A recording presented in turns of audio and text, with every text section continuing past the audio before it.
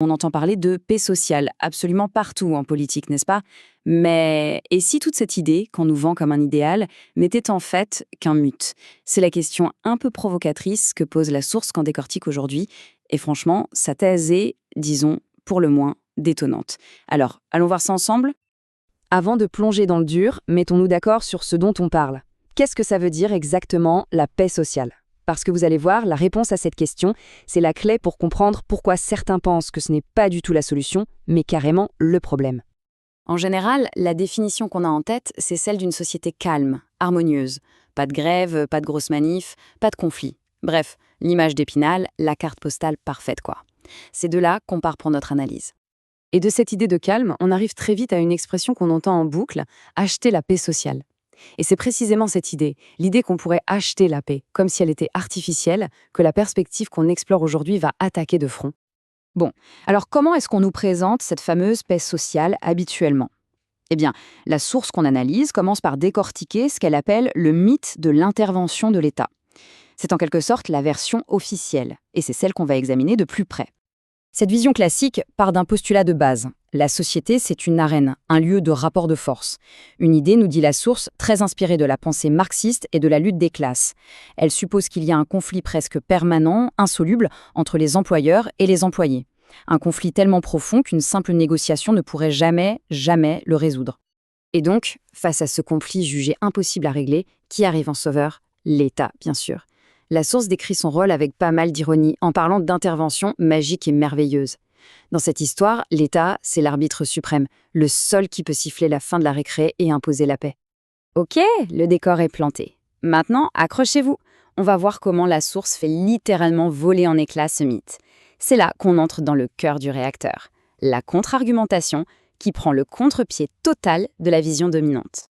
L'argument central est à la fois simple et radical. La relation de travail, ce n'est pas une guerre, c'est un contrat. Point.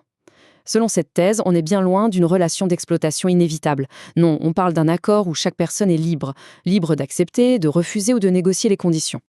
Ce tableau montre bien le contraste. D'un côté, la négociation libre. On discute directement, on se met d'accord. Simple non. De l'autre, l'intervention de l'État. Et là, d'après la source, tout se complique. Ça politise la relation, ça la transforme en jeu de pouvoir, en arbitraire social. Les décisions ne se basent plus sur un accord mutuel, mais sur des rapports de force politique, ce qui accumulerait les injustices. On arrive donc au point crucial de la démonstration. Pour l'auteur, non seulement l'État n'est pas la solution, mais il est la source du problème. Il n'est pas l'artisan de la paix, mais carrément la plaie sociale. C'est une inversion totale de la perspective habituelle. Et cette citation de Christian Michel, reprise dans la source, pose la question qui tue. Comment légitimez-vous votre guerre contre ceux qui vous laissent en paix? Ça remet directement en cause la légitimité de l'État à venir se mêler d'accords que des gens passent entre eux, volontairement et pacifiquement. Pour bien marquer les esprits, l'auteur utilise une métaphore puissante. L'intervention de l'État est comparée aux 10 plaies d'Égypte. L'idée, c'est que loin de guérir les maux de la société, elle ne ferait que les multiplier. Alors, si le modèle de l'État-arbitre n'est qu'une illusion, que propose-t-on à la place? C'est le moment de découvrir la vision alternative de la source sur ce que devrait être la véritable paix. Et voici l'idée centrale de cette vision. La paix sociale, ce n'est pas quelque chose qu'on doit construire ou acheter. C'est l'état naturel, la règle par défaut, dans une société où les individus sont vraiment libres d'interagir sans ingérence extérieure.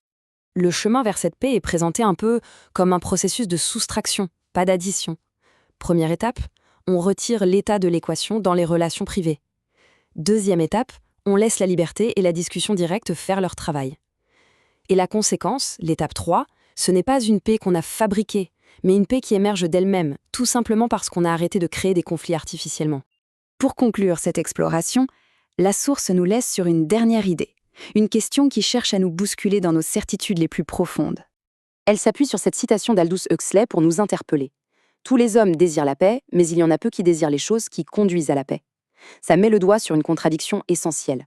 Notre désir de paix est-il vraiment plus fort que notre attachement aux moyens qui, selon cette thèse, l'empêchent? Cette analyse nous laisse donc face à cette question, ouverte et provocatrice.